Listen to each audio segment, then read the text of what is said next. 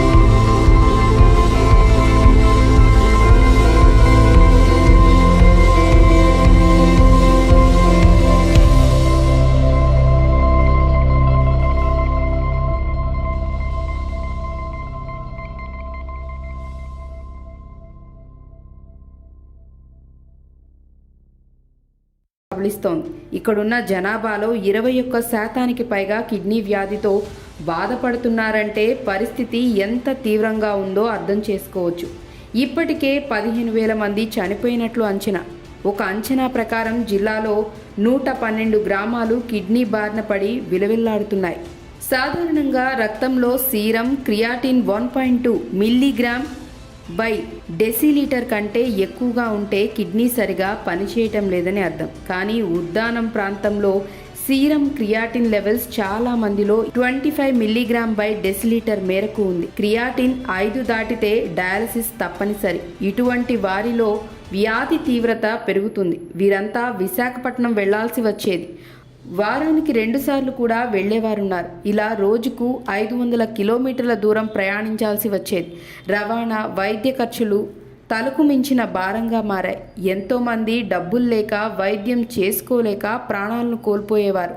మరోవైపు ఈ మహమ్మారిని పాలకులెవరూ పట్టించుకోలేదు. ఎన్నో ఏళ్లుగా ఇక్కడి నేలలో తెగిపడిన తాళిబొట్లు ఏ నేతను కదిలించలేదు. హామీలిచ్చిన వారు కొందరు, అన్నీ చేశామని ప్రచారం చేసుకున్నవారు ఇంకొందరు. ఇలాంటి ఆపత్కాలంలో ప్రతిపక్ష నేత హోదాలో జగన్ కిడ్నీ బాధితులకు సాంత్వన చేకూర్చే కబురు చెప్పారు. ఆనాడు చెప్పినట్లుగానే ఇప్పుడు ఆపన్న హస్తం అందిస్తున్నారు. సీఎం జగన్మోహన్ రెడ్డి నిర్ణయంతో రంగంలోకి దిగిన అధికార యంత్రాంగం ఉద్దానం కిడ్నీ బాధితులకు భరోసా కల్పిస్తూ ఆ ప్రాంతానికి దాదాపు 100 కిలోమీటర్లకు పైగా దూరంలో ఉన్న హిరా మండలం రిజర్వాయర్ నుంచి మెలియా పుట్టిశుద్ధి కేంద్రానికి మంచినీటిని తరలించి తొలిదశ ట్రయల్ రన్ విజయవంతంగా పూర్తి చేసింది. 32 కిలోమీటర్ల పొడవున భూగర్భ పైప్ లైన్ ద్వారా నీటిని తరలించి శుద్ధి కేంద్రానికి చేర్చారు. మొత్తం ఈ మార్గంలో 132 కిలోమీటర్ల మేర భూగర్భ పైప్ లైన్ను నిర్మించి ఉద్దానం చివరి ప్రాంతమైన ఇచ్చాపురం వరకు ప్రతి ఒక్కరికి రక్షిత మంచినీటిని అందించటానికి అధికార యంత్రాంగం ప్రయత్నాలు చేస్తోంది. ఇప్పటికే తొలిదశ ట్రయల్ రన్ సక్సెస్ కాగా 15 రోజుల్లో శుద్ధి కేంద్రం నుంచి ఉద్దానం చివరి ప్రాంతం వరకు నీటి తరలింపు ట్రయల్ రన్ నిర్వహించనున్నారు.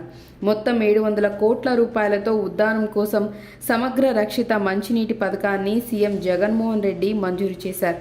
ఇక వైఎస్ జగన్ అధికారం చేపట్టిన తర్వాత కిడ్నీ రోగులకు అండగా ఉండేందుకు పింఛన్ పెంచారు. అప్పటి వరకు 3,500 ఉన్న పింఛన్ను 10,000కు పెంచారు. వ్యాధి తీవ్రత ఆధారంగా 2 రకాలుగా పింఛన్లు అందజేస్తున్నారు. 5కు పైబడి సీరం క్రియాటిన్ ఉన్న వారికి 5,000, డయాలసిస్ రోగులకు 10,000 పింఛన్ ఇస్తున్నారు.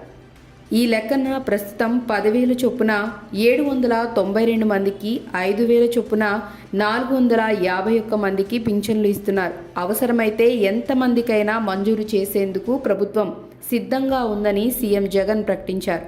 నెల నెల డయాలసిస్ పేషెంట్లు డయాలసిస్ చేసుకుంటూ బ్రతకలేని పరిస్థితిలో, బ్రతుకుడే కష్టంగా ఉండే పరిస్థితిలో ఉన్న వాళ్ళందరికీ నెల నెల డయాలసిస్ పేషెంట్లకు పెన్షన్ 10,000 రూపాయలు చేశాం. ఇలా 10,000 రూపాయలు ఇస్తున్న విధంగానే ఈ రోజు నుంచి మొదలుకొని thalassaemia, sickle cell anaemia, haemophilia వ్యాధులతో దీర్ఘకాలంగా బాధపడుతున్న వారందరికీ కూడా నెలకు 10,000 రూపాయల పెన్షన్ ఈ నెల నుంచి ఇవ్వబోతా ఉన్నామని చెప్పి ఈ వేదిక మీద నుంచి సగర్వంగా చెప్తా ఉన్నాం. ఇది నిన్నటి వరకు ఉన్న పరిస్థితి. ఇప్పుడు ఈ చీకటి బతుకులకు సీఎం వైఎస్ జగన్ చరమగీతం పాడారు. నాడు ప్రతిపక్ష నేత హోదాలో ఇచ్చిన హామీ మేరకు 3 దశాబ్దాల సమస్యకు చెక్ చెబుతూ శాశ్వత పరిష్కారం చూపారు. 742 కోట్లతో వైఎస్ఆర్ సుజలధార మంచినీటి ప్రాజెక్ట్, 85 కోట్లతో 200 పడకల డాక్టర్ వైఎస్ఆర్ కిడ్నీ రీసెర్చ్ ఆసుపత్రిని ఏర్పాటు చేశారు. ఈ రెండింటినీ ప్రారంభించారు. చంద్రబాబు అధికారంలో ఉన్నప్పుడు ఏనాడు ఉద్దానంలోని కిడ్నీ బాధితుల గురించి పట్టించుకోలేదు. తిత్లీ తుఫాను సమయంలో మొక్కుబడిగా పర్యటించారే తప్ప ఎలాంటి అభివృద్ధి చేయలేదు. ఇక పవన్ కళ్యాణ్ అయితే 2017లో దీక్ష పేరుతో పెద్ద డ్రామా ఆడారు. టీడీపీతో కలిసి 5 ఏళ్లు చెట్టాపట్టాలు వేసుకున్నా దానికొక పరిష్కారం చూపలేదు. ఎవరైనా అడిగితే అంతా తానే చేశానని, కిడ్నీ బాధితుల నుంచి విముక్తి కల్పిస్తానని హడావుడి చేయడం తప్ప నిజానికి ఆయన చేసిందేమీ లేదు.